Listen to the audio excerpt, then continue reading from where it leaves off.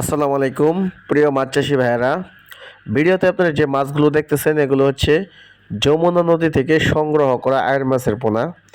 পুকুরে বা ঘেরে আপনারা চাষ করতে পারেন আয়ের মাছের পোনা। এই মাছগুলো একটা সময় খাল বিলে পাওয়া গেলেও বর্তমানে বাণিজ্যিকভাবে পুকুরে বা ঘেরে চাষ করা যায়।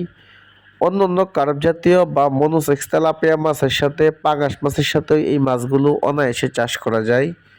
প্রতি বছর এই মাছগুলো 5 থেকে 6 কেজি পর্যন্ত ওজনে উন্নতি করা সম্ভব হয়।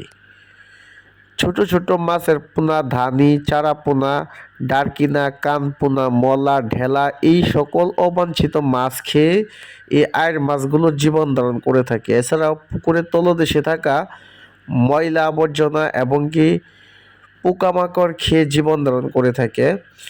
এই মাছগুলো আপনারা যারা চাষ করতে চাচ্ছেন তারা আমাদের কাছ থেকে সংগ্রহ করতে পারেন।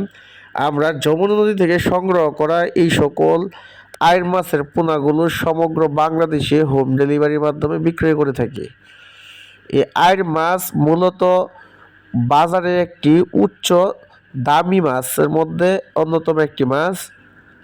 এই মাছগুলো যে কোনো ধরনের পুকুরে চাষ করা যায় এবং যে কোনো ধরনের মাছের সাথে আপনারা অনায়াসে চাষ করতে পারবেন। তবে যেহেতু এরা জীবিত খাদ্য খেয়ে থাকে তাই আপনারা যাদের পুকুরে অবাঞ্ছিত মাছ রয়েছে ওই সকল পুকুরে এই আয়ের মাছের চাষটা খুব ভালো হয়।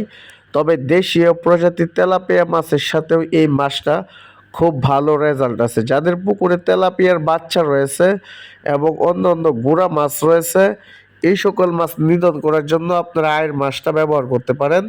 তো আমরা 1.5 ইঞ্চি সাইজের মাছ যমুনা নদী থেকে সংগ্রহ করা এই সকল মাছের পোনাগুলো সমগ্র বাংলাদেশে হোম ডেলিভারি দেয়। আয়ের মাছ সংক্রান্ত যে কোনো ধরনের তথ্য পরামর্শ পেতে হলে স্ক্রিনে দেখানো নম্বরে কল করুন। ধন্যবাদ।